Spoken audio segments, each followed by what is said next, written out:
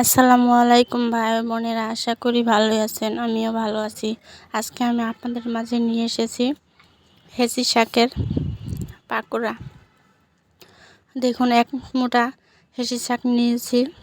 এগুলো বেছে ভালো করে ধুয়ে নিয়েছি। দেখুন, ভালো করে ধুয়ে এগুলো আমি কুচিয়ে নিব। দেখুন, ধুয়ে রেখে দিয়েছি। তারপর আগে থেকেই চাল এবং ডাল 30 মিনিটের মতন ভিজিয়ে রেখেছিলাম। এগুলো ভালো করে ধুয়ে নিয়েছি। এখন আমি এগুলো বেটে নেব। দেখুন, চাল এবং ডালগুলো বেটে নেওয়া হয়ে গেছে। এগুলোতে হাফ চামচের মতো মরিচের গুঁড়া, সামান্য পরিমাণে হলুদ এবং পেঁয়াজ রসুন বাটা 1 চামচের মতো, তারপর স্বাদ মতো লবণ, এগুলো দিয়ে তারপর কুচিয়ে রাখা হেঁচি শাকগুলো দিয়ে দিচ্ছি। দিয়ে সবগুলো ভালো করে মেখে নেব।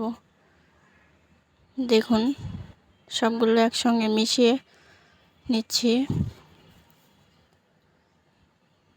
মেশানো হয়ে গেলে এগুলো হাতের মুঠো করে গোল গোল করে ছোট ছোট করে গোল গোল গোল করে বানিয়ে হাতে একটু চাপ দিয়ে তেলে দিয়ে দিব। দেখুন, মাখানো হয়ে গেছে। দেখুন কেমন হয়েছে। এই যে এরকম গোল গোল করব, তারপর একটু চাপ দিয়ে তেলে দিব। দেখুন, একটা কড়াইয়ে আমি তেল দিয়ে চুলায় দিয়ে দিয়েছি। তেলটা গরম হয়ে আসা পর্যন্ত অপেক্ষা করছি। তেলটা গরম হয়ে গেছে।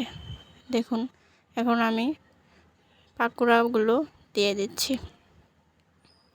একটা একটা করে দিয়ে 4-5টা একসঙ্গে দেয়া যাবে। একসঙ্গে এভাবে সবগুলো আমি ভেজে নেব। দেখুন, ভেজে নিয়েছি, পাকোড়াগুলো হয়ে গেছে। দেখুন, দেখতে কেমন লাল লাল হয়েছে। খেতেও অনেক মজা এবং মুচমুচে হয়েছে।